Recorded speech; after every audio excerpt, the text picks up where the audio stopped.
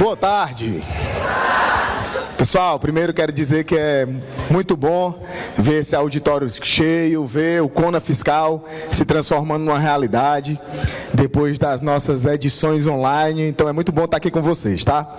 E nós temos agora a missão de fazermos aqui um painel, um bate-papo sobre recuperação de créditos tributários, depois de toda a explanação que o Felipe Teixeira fez. Felipe Teixeira, que, diga-se de passagem, é um dos caras que mais entendem sobre o assunto de recuperação de créditos tributários no Brasil. É um cara que eu acompanho o que ele fala, eu sigo o que ele recomenda, então eu tenho certeza que as recomendações que ele vai passar aqui para vocês, também aqui nesse painel, junto com o Marcos, vão sim fazer muita diferença para que vocês consigam aplicar na prática tudo aquilo que a gente está falando aqui, tá? Até porque eu acredito que o principal objetivo de tudo isso que tem sido discutido aqui no Cona Fiscal é que você coloque em prática, né? Para que saia daqui, saia do campo da conversa, saia do campo da palestra, do debate e se torne algo aplicável, tá?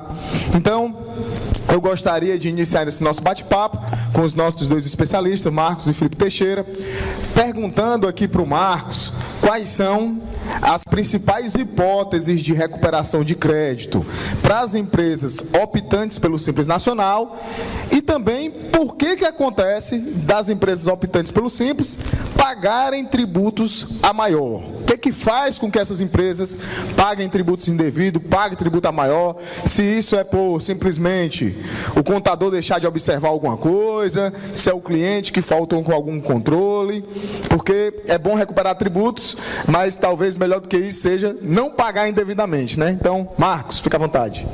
Boa tarde. Se ligar fica mais fácil. Fica um pouco mais fácil. Boa tarde a todos. As hipóteses, Felipe, de recuperação de crédito tributário agora no âmbito administrativo, já tendo em vista que o professor Felipe citou o âmbito judicial, o âmbito administrativo voltado para as empresas do Simples Nacional sempre vai ser pautado em virtude de um equívoco em cálculos do Simples Nacional em períodos fiscais anteriores. Então, quando se fala, muita gente confunde o fato de ser uma recuperação de crédito tributário como se a gente estivesse tirando um coelho da cartola. O que não é. É tecnicamente a aplicação correta. Aquilo que deveria ter sido feito não foi feito e você, com todo o conhecimento técnico, apurará de forma correta a partir de agora e o passado. Ou seja, são cálculos que eu deveria ter pago R$2.000, mas o cara no passado pagou R$5.000.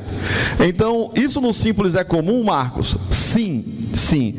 Hoje mesmo, na feira de network, hoje de manhã, estava falando com duas meninas, elas chegaram para mim e disseram: Marcos, mas lá na minha localidade, na minha cidade, os contadores são totalmente avessos a excluir monofásicos na apuração do Simples.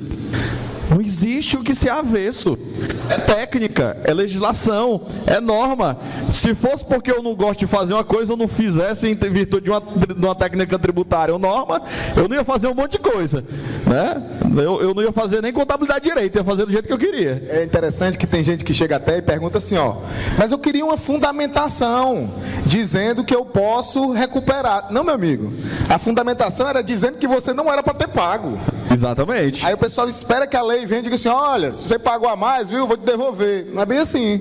É uma questão de bom senso, de entender que eu paguei além do que eu deveria pagar, então eu tenho o direito de pedir esse dinheiro de volta. Exatamente. E muita gente confunde essas prerrogativas, porque exatamente o que o Felipe disse hoje na palestra dele, porque o empresário está com medo, está com receio, e isso é fato, isso é uma realidade. Na verdade, comercialmente, a gente aprendeu com o Ramon, né, que isso é uma objeção. Então, como é que nós vamos trabalhar para quebrar essa objeção? Pois bem, as hipóteses para as empresas do Simples Nacional, elas são pautadas em técnicas tributárias.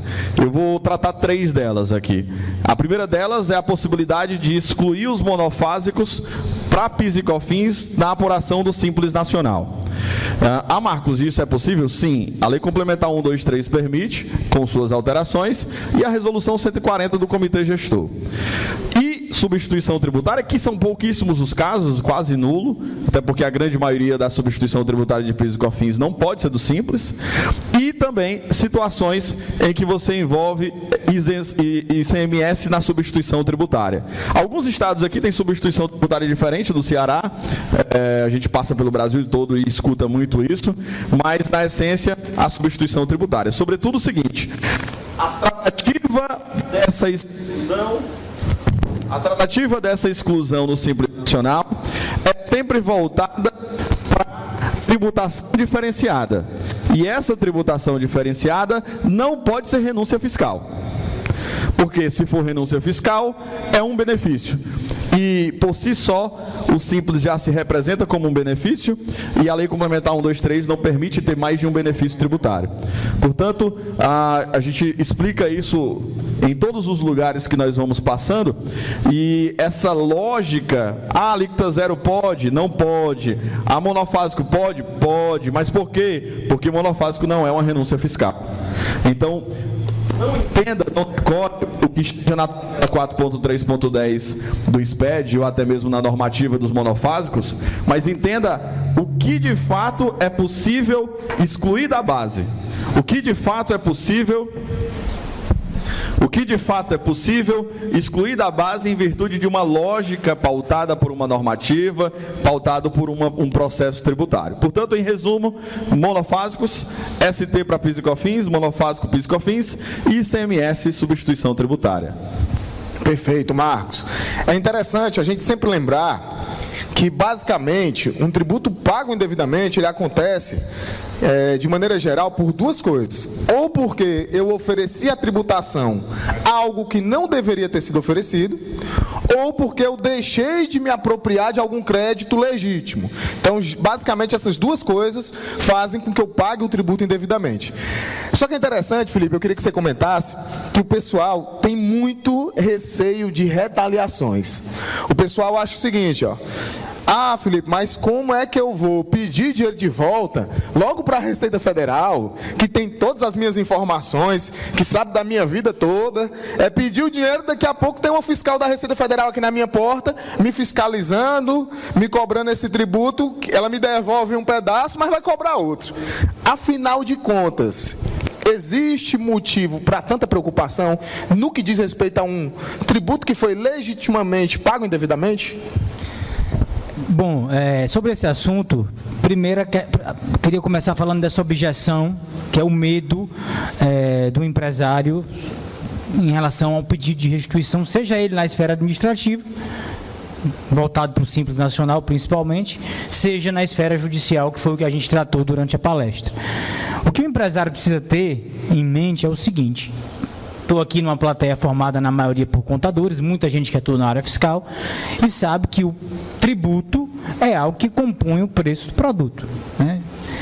E o que a gente falou, o que a gente vem falando aqui também na esfera administrativa, são de medidas que desoneram a empresa, reduzem a carga tributária, seja por meio de restituição de tributo, e essas ações também sobre as quais nós falamos, elas possibilitam que, a partir do momento do deferimento de uma medida liminar, da concessão de uma medida liminar, aquela empresa, aquele contribuinte, ele passe a recolher menos tributo dali para frente.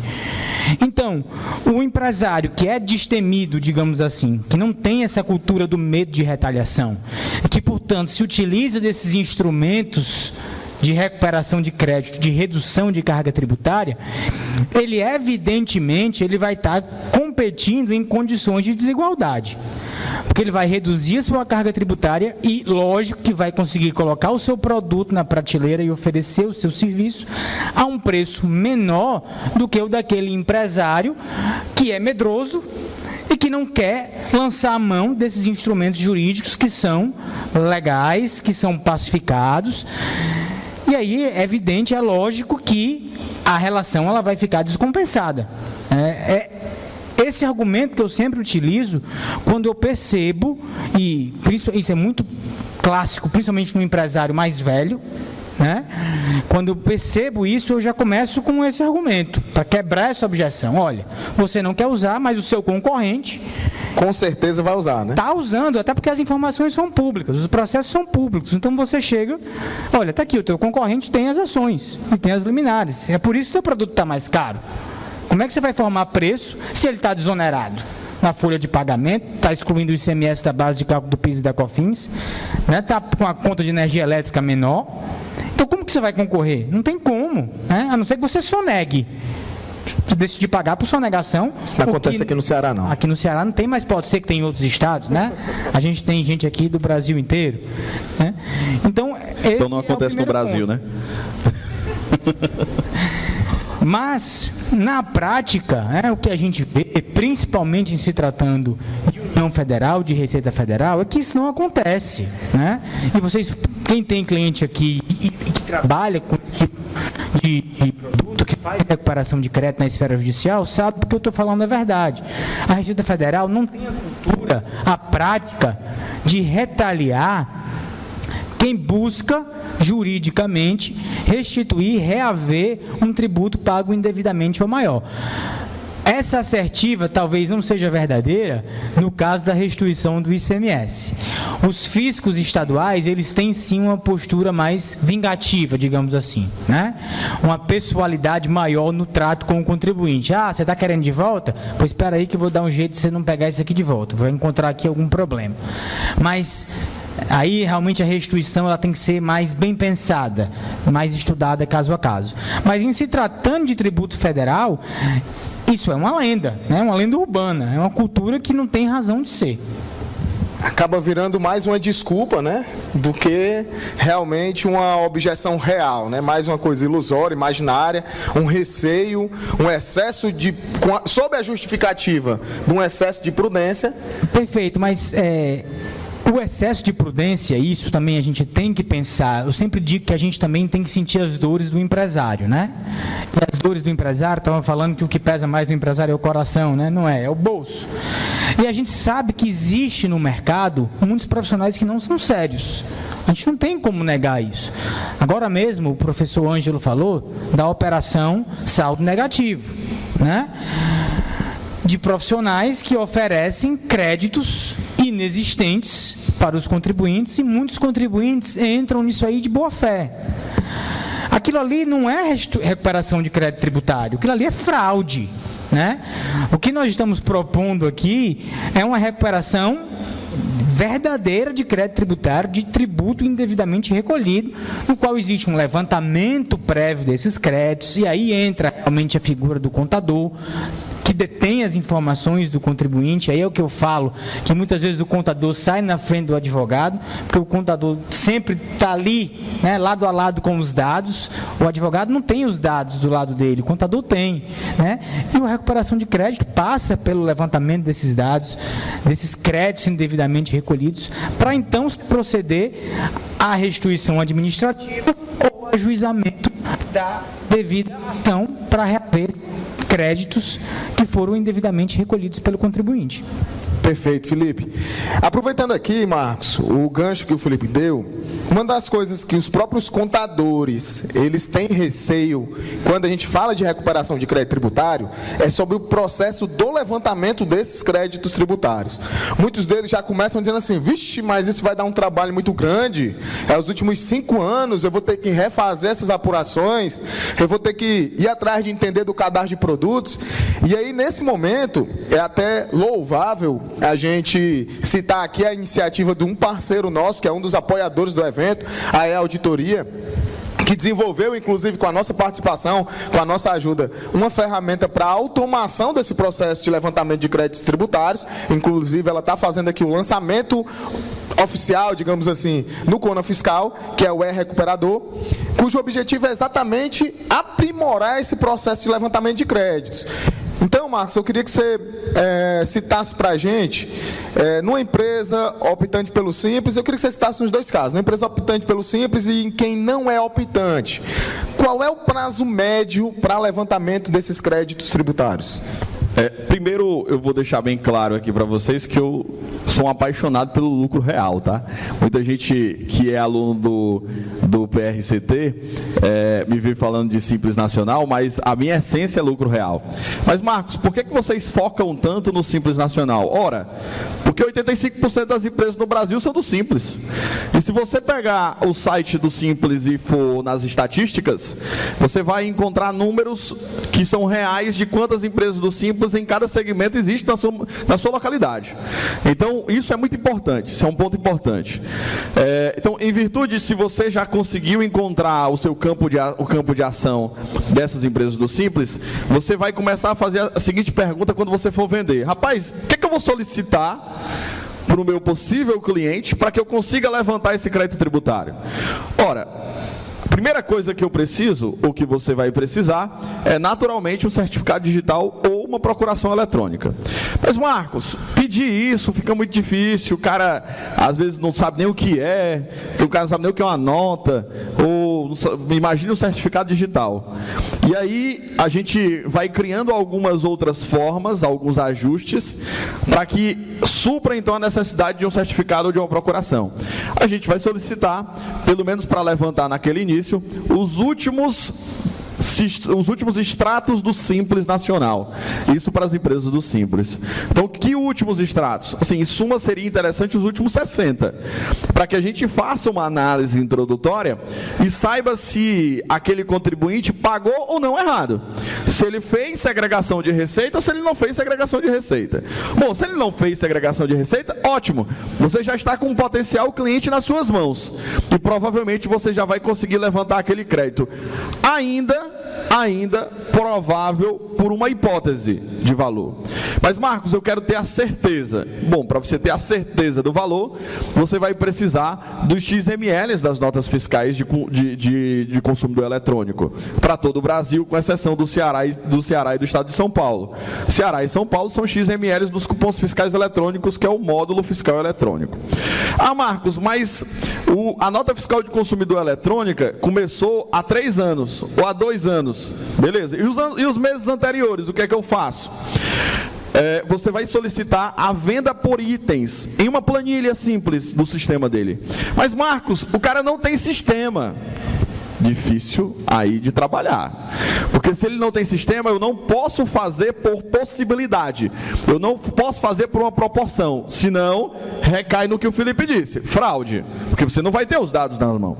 Então só é possível fazer a captação desses dados com informação. Se você não tem informação, não tem como fazer. E aí você vai fazer o levantamento através de venda por itens. Qualquer sistema hoje utilizado com o mínimo de capacidade possível tem um relatório de venda por itens. Marcos, se o NCM está certo ou está errado, aí já é uma outra etapa. A gente só vai analisar o NCM dele, ou o cadastro de produto, se o cara de fato fechar o contrato com você, fechar o contrato de fato do negócio. Então, em resumo para as empresas do Simples, certificado digital ou procuração eletrônica, não conseguiu, solicita os últimos 60 extratos do Simples. Ah, Marcos, solicitar os últimos 60 é muito difícil. Solicita 10. Vamos fazer então, se você não tem dados suficientes, vamos fazer por amostragem. Porque quando você visualiza o extrato e já vê que não tem segregação de receita, você vê um grande potencial cliente. E aquele potencial cliente, provavelmente, os últimos 50 meses também não fez. Tá? Ah, Marcos, aí você vai apresentar para o cliente, em virtude desse processo, que há um crédito provável, que há um crédito muito, muito tranquilo de ser recuperado. Tudo dentro da legalidade. Extrato do Simples Nacional, venda por itens, ou XML de notas fiscais eletrônicas, ou NFCE, ou CFE. Então, consegui aí essa tratativa, levantei os dados e, portanto, consegui levantar o crédito tributário. Marcos, crédito. Muita gente estava me perguntando, Marcos, mas crédito Simples tem crédito? Não, isso é crédito em virtude de um pagamento indevido. Não é em virtude de uma não cumulatividade. Isso tem que ficar muito claro. Agora, nas empresas normais, digamos, que são empresas do lucro presumido ou do lucro real, aí nós vamos precisar, se não for certificado digital ou procuração eletrônica, onde você pode buscar esses dados através do ReceitaNet BX, facilmente, onde você vai buscar todos os SPEDs, todos os módulos dos SPEDs e buscar também DCTFs, que é uma das mais importantes nesse processo, você vai solicitar todas as obrigações acessórias naquele modelo. SPED fiscal, SPED contribuições, DCTFs, SPED ECF, SPED contábil. E assim conseguir levantar o crédito tributário dos últimos 60 meses. Marcos, últimos 60 meses? Sim, período prescricional, pelo menos no momento administrativo. Não é isso, professor Felipe? 60 meses contados do pagamento indevido. Do pagamento indevido, né? Isso. Perfeito. Então, hipóteses das normalidades e hipóteses do Simples Nacional. O documento inicial são basicamente esses, mas é óbvio que no caminhar do processo você vai necessitar de outros documentos, outros acessos, para que então possa concluir o trabalho. Muito bacana. Interessante, né, que o Felipe Teixeira falou aqui sobre o perfil do cliente, né? E eu sempre falo nas minhas aulas, né, que a gente precisa respeitar a personalidade tributária de cada negócio. A gente já teve um caso de uma empresa nossa cliente que ela tinha um crédito tributário legítimo, que ela mudou do Simples Nacional para o lucro real. Então ela tinha um crédito sobre os estoques, que era legítimo, e ela não tinha tomado. E meus amigos, todas as vezes que nós íamos para uma reunião, era confusão, porque o cara não queria tomar o crédito, ele tinha medo, ele dizia, não quero conversa com esse negócio de crédito não, Felipe, nem vem com essa conversa não. Já tinha outros clientes, tem outros clientes, que ele vê a gente de longe e diz, ei, tem crédito aí para mim não? Porque ele quer um crédito de qualquer coisa possível. Então, respeitando essa personalidade tributária, eu queria, Felipe, que você dissesse para a gente quais são, dentro do âmbito judicial, as 3 principais hipóteses hoje de teses tributárias que permitam a recuperação de créditos. Sem dúvida, a tese tributária da década na esfera judicial, né, é a exclusão do ICMS da base de cálculo do PIS e da COFINS. A gente falou aqui do prejuízo de 250 bilhões, com B de bola, né, para a União. Não é à toa que ela é a tese da década. Tá? E aí, sobre essa tese, né, ao redor dela circundam muitas dúvidas, né? A começar pelo seguinte, tudo bem, tem que excluir o ICMS da base de cálculo do PIS e da COFINS, mas qual é o ICMS que tem que excluir? É o ICMS destacado nos documentos fiscais de saída ou é o ICMS recolhido na competência? A Receita Federal entende que é o ICMS recolhido na competência. Disse isso tanto na solução de consulta COSIT, né, de 2018, 13 de 2018, quanto disse agora na IN 1911, né, de 2019. E só abrindo um parêntese, ele cita lá o campo 13 do registro E110 do SPED fiscal, para deixar claro que não é o ICMS devido, não é o débito do ICMS, nem é o valor, é um valor antes mesmo dos benefícios e dos incentivos fiscais, é o efetivamente recolhido no posicionamento da Receita Federal, obviamente, tá? Mas os tribunais, o STF evidentemente vai se manifestar sobre isso agora no dia 5 de dezembro, aí acaba com isso, né, de uma vez, acaba essa discussão, mas os tribunais que vêm abaixo do STF, os tribunais de segunda instância, os TRFs, né, regionais federais, todas as decisões são no sentido de garantir ao contribuinte o direito de excluir o ICMS destacado. Agora, o problema disso tudo, na prática, porque, vejam só, a gente estava falando sobre isso na hora do almoço, né, Felipe? Tudo na teoria é uma coisa, na prática é outra. Qual que é o problema, pessoal? Essa discussão aí, se era o recolhido, se era o destacado, não existia essa discussão quando os contribuintes começaram a entrar com essas ações de exclusão do ICMS da base de cálculo do PIS e da COFINS. Então, o que é que está acontecendo? As sentenças que estão transitando em julgado, boa parte delas, o juiz não se manifesta sobre isso, se é o ICMS o recolhido ou se é o destacado. Então, quando a sentença transita em julgado, o que é que o contribuinte deve fazer? Conforme manda, né, a instrução normativa 1717, né? tem que habilitar aquele crédito lá da sentença judicial na Receita Federal para que o contribuinte possa se compensar daquele crédito com os débitos das competências seguintes. E aí, quando ele vai habilitar o crédito, como a sentença judicial não se manifesta sobre isso, se é o destacado ou se é o recolhido, qual é o ICMS que o agente fiscal lá que está analisando a habilitação de crédito dele vai querer habilitar? O recolhido, obviamente. Ele vai seguir a solução de consulta COSIT e vai seguir a Edição Normativa 1911. Vai querer habilitar o recolhido. Aí é outra confusão. É por isso que a gente sempre alerta. Se você for entrar com a ação da exclusão do ICMS da base de cálculo do PIS e da COFINS, o juiz tem que expressamente se manifestar no sentido de que o ICMS a ser excluído é o destacado. Porque senão, na hora da habilitação do crédito, é outra confusão grande. Olha o tamanho da insegurança jurídica de um assunto que já foi julgado pelo STF em sede de repercussão geral. Aí é outra confusão. Então, além dessa questão aí eu estava aqui, quando eu desci do palco, veio aqui uma participante perguntar: professor, esse ICMS aí que você falou, da exclusão do ICMS da base de cálculo do PIS e da COFINS, é só o ICMS normal, né?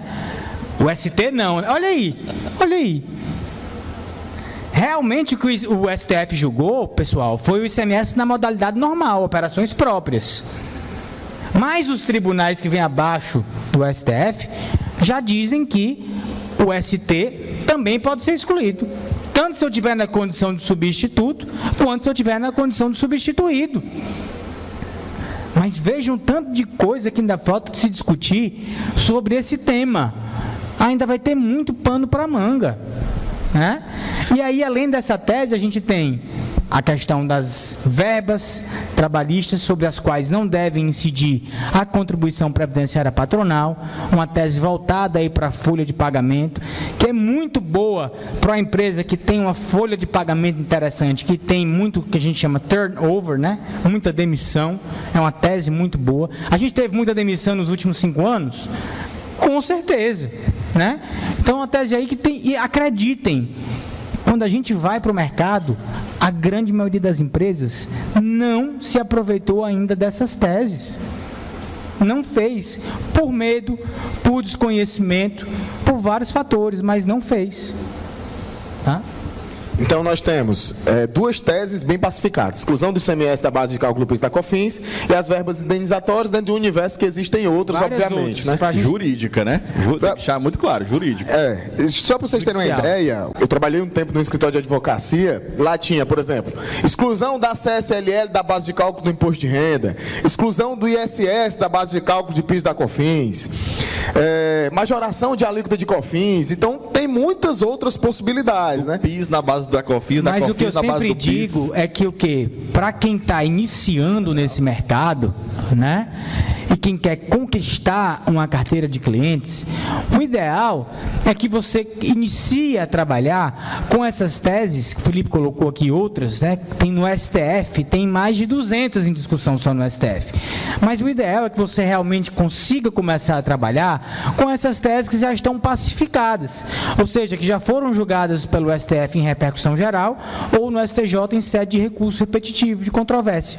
Ou seja, com as jurisprudências já consolidadas, que eu não tenho uma possibilidade de reviravolta, né? Ou seja, que eu não vou desagradar aquele cliente, especialmente se eu estou começando, porque senão vai ficar parecendo que eu vendi um negócio, deu errado e eu vou virar um aventureiro. Perfeitamente.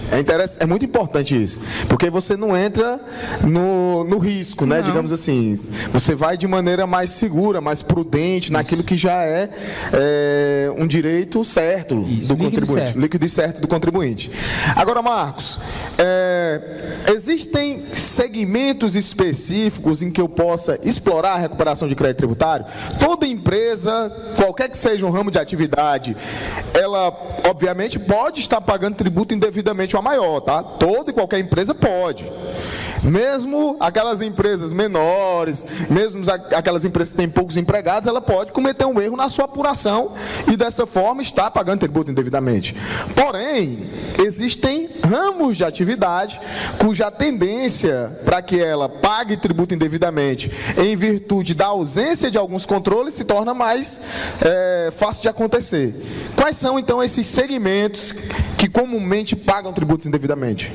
São os segmentos que estão voltados para a monofasia, né, que comercializam produtos monofásicos e que comercializam outros tipos de produto que estejam na modalidade em que eu possa, então, excluir ou segregar receita, sobretudo se for no Simples Nacional.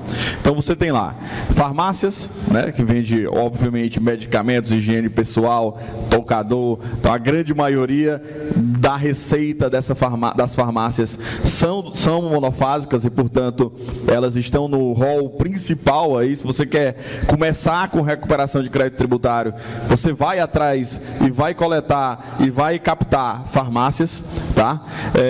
Perfumarias, supermercados, restaurantes comercializando bebidas frias com a Lei 13.097 de 2015, está lá no artigo 28, motel, né? Muita gente pensa que o motel não passa, mas sim, é possível também motel, e vários outros segmentos. Autopeças, desculpa, esqueci, autopeças, que vende quase que 100% da sua receita é monofásica, e isso para PIS e COFINS. Você tem aqui, por exemplo, no estado do Ceará, vários segmentos que podem comercializar produtos que são substituição tributária para o ICMS, e que, porventura, a contabilidade não esteja excluindo também. Então, esses são as bases iniciais. Então, farmácia, autopeça, restaurante, perfumarias e motéis.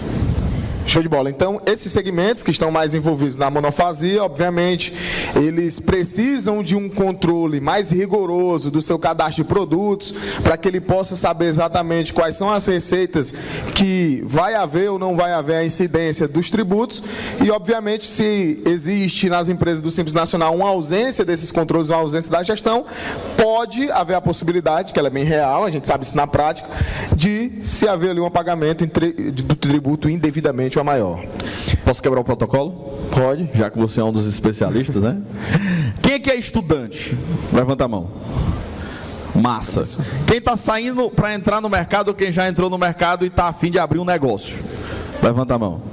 Professor Felipe, como é que eu posso abrir um negócio sem necessitar ter um escritório de contabilidade com foco em recuperação de crédito? Bom, essa é uma das coisas que eu mais falo nas minhas aulas, né? Quando eu me formei, faz pouco tempo, tá, pessoal? Por favor, me ajudem. Quando você se formava em ciências contábeis, você tinha poucas opções de empreendedorismo. Se você quisesse empreender na área, você tinha que montar um escritório de contabilidade. Hoje nós estamos vivendo um momento completamente diferente. E isso se dá muito em virtude de coisas que a gente bate bastante no nosso dia a dia, né? A gente fala mal da complexidade tributária, a gente fala mal da carga tributária, a gente fala mal das obrigações principais acessórias, é até normal. Porém, esse cenário traz algumas oportunidades que a gente pode aproveitar. E hoje você pode trabalhar com consultorias tributárias, com recuperação de créditos, você tem uma série de outras possibilidades, desde que você esteja preparado e apto para essa atuação, né? Estar preparado é o segredo.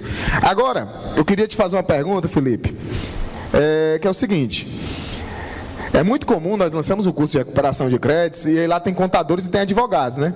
E é interessante, porque alguns advogados chegam lá e dizem assim, eu estou com muita dificuldade para fazer levantamento de crédito, porque eu não entendo de contabilidade. E aí, geralmente, eu vou lá e respondo assim, pessoal, mas isso não tem nada a ver com contabilidade, não confunda as coisas, não. Isso é apuração do Simples, isso é apuração do tributo. O pessoal confunde isso com contabilidade. Acha que só quem está apto a fazer a apuração do tributo é o contador, e não é bem assim, tá? A gente sabe que o contador, em tese, ele está mais preparado para isso. Porém, nada impede que o advogado ele tenha profundo conhecimento da apuração do tributo a ponto de que ele possa fazer uma apuração tributária, isso é óbvio, tá? Eu queria que você comentasse, Felipe, um pouco dessa relação positiva entre a contabilidade e o direito nesses trabalhos de recuperação de crédito tributário. Porque uma das perguntas que eu mais recebo é assim, eu posso fazer só? Eu sou advogado, eu posso fazer só? Pode. Você vai ter que dar o seu jeito de levantar os créditos, de ingressar com as ações. É o contador. Eu posso fazer só também? Pode. Aquele que for da esfera administrativa pode. Mas onde é que os dois ganham quando há uma relação positiva? E aí é bom falar isso com o Felipe Teixeira, porque o Felipe Teixeira é advogado, mas ele é um dos caras que mais estuda contabilidade, mais estuda a área fiscal, que é do direito que eu conheço. A gente se conheceu, ele faz um aporte de contabilidade, é um cara que tem uma especialização em ICMS, ou seja, é um cara que se preocupa em estudar o universo da atuação do contador também. Então entende bastante do que ele vai falar. Felipe, nos ajude. O advogado tem que conhecer as dores do contador, né?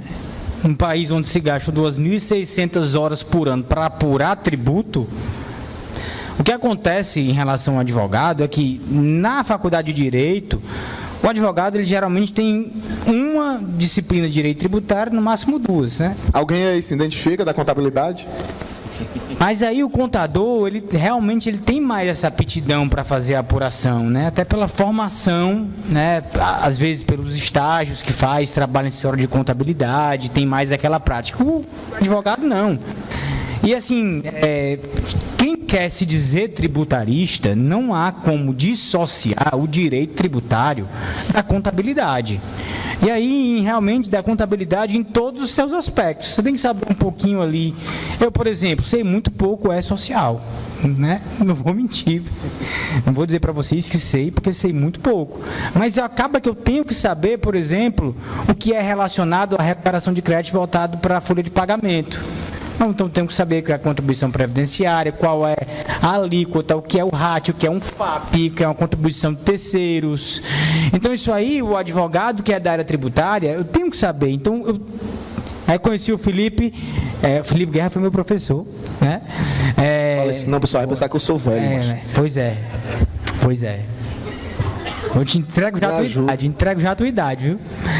Então, é necessário para o advogado conhecer bem o SPED, conhecer os módulos do SPED. Não estou dizendo que você vai fazer lançamento, né? Nem que você vai lá entrar no FD Contribuições, saber o que é. Mas você tem que saber quais são os módulos. Saber. Você comentou aqui comigo, né, sobre a questão da exclusão do ICMS da base de cálculo PIS e da COFINS, o que é um C100, o que é um C300, enfim, esses módulos do SPED, o FD Reinf, FD Contribuições, SPED Fiscal. O advogado que trabalha na área tributária, inclusive quem trabalha aqui comigo, eu obrigo a fazer após do IPOG, está ali, o doutor Gustavo não me deixa mentir. Estou vendo a felicidade dele ali atrás. Então, eu obrigo a fazer o MBA do IPOG, porque para o advogado que atua na área tributária, na minha opinião, é uma obrigação fazer o MBA do IPOG, porque traz o advogado tributarista para a realidade contábil, né? Já que você não quer fazer a graduação em contabilidade, você vai ter que fazer o MBA do IPOG, tá? Então, quem ganha, na verdade, com essa parceria entre advogado e contador, principalmente se tratando de recuperação de crédito tributário, na minha opinião, é o cliente. Na minha opinião, é o cliente. Não é propriamente advogado e contador. Por quê? Porque o serviço de recuperação de crédito ele vai sair muito mais redondo. E principalmente porque, como eu falei para vocês, quando essa sentença está em julgado, eu vou ter que habilitar o meu crédito. E a habilitação de crédito, pessoal, ela se dá por meio de um cálculo. Eu vou ter que calcular, vou ter que atualizar pela Selic, eu vou ter que tomar uma decisão, no caso da exclusão do ICMS, o que é que eu vou excluir, vai ser o recolhido, vai ser... Eu vou ter que conhecer de EFD, vou ter que conhecer de SPED fiscal. Assim, eu sei o que é, eu tenho trato, mas eu não conheço no dia a dia dessas obrigações. Eu não sou contador, não sou, né? Eu não consigo abarcar o mundo com as pernas, e é para isso que eu tenho os meus parceiros, tá? Como o contador também tem que ter essa consciência de que não vai conseguir abarcar o mundo com as pernas e precisa ter os parceiros dele. Então, uma habilitação de crédito bem feita, né, com os cálculos bem feitos, com a sentença judicial bem elaborada pelo advogado, por meio de uma ação judicial bem feita, vai ser sucesso essa habilitação de crédito, e esse crédito tributário ele vai ser homologado futuramente pela Perdecomp. Bem feita também, adivinha por quem? Pelo contador. Então, assim, você vai fazer tudo, advogado. Você vai fazer tudo, contador. Não dá. Então, aqui, isso aí é uma junção de forças. Enquanto isso não for entendido, quem vai sair prejudicado não é o advogado, não é o contador. É o cliente. Sem falar que, como eu falei na palestra, essa junção de forças, ela é essencial no momento da captação, que é quando vocês vão unir forças, o contador e o advogado, para superar objeções, os medos e principalmente o medo de ser enganado do empresário. Porque o contador vai chegar e vai dizer: esse advogado eu conheço, confie, né? E vice-versa. Bom, pessoal, é muito bom a gente debater sobre esse assunto, a recuperação de créditos tributários, porque esse, sem sombra de dúvidas, é um dos melhores mercados que nós temos na área tributária da atualidade. Existe uma possibilidade de uma monetização, de uma remuneração boa, porque você vai receber os seus honorários com base nos valores dos créditos compensados ou restituídos, e isso independe muitas vezes diretamente do porte da empresa, isso vai depender muito mais do montante de tributo que ela pagou indevidamente ou a maior. Agora, é muito importante que você detenha o conhecimento necessário para que você possa fazer de maneira segura os levantamentos de crédito, seja na esfera administrativa, seja na esfera judicial. E para que você saiba, inclusive, para quem você vai oferecer aquele produto. Porque se eu estou fazendo, se eu quero oferecer, por exemplo, a exclusão do ICMS da base de cálculo PIS e COFINS, e, portanto, quero recuperar PIS e COFINS, como que eu vou oferecer aquilo para quem não paga PIS e COFINS? Então, eu preciso ter o conhecimento, inclusive, para facilitar a minha captação e para não demonstrar desconhecimento para aquele potencial cliente. Perfeitamente. Então, o grande segredo disso tudo que a gente está falando é você estar preparado, você estar qualificado, você entender. E eu acredito que esse bate-papo ele foi bem esclarecedor e ele deve sim ter despertado mais em vocês o interesse a respeito dessa matéria.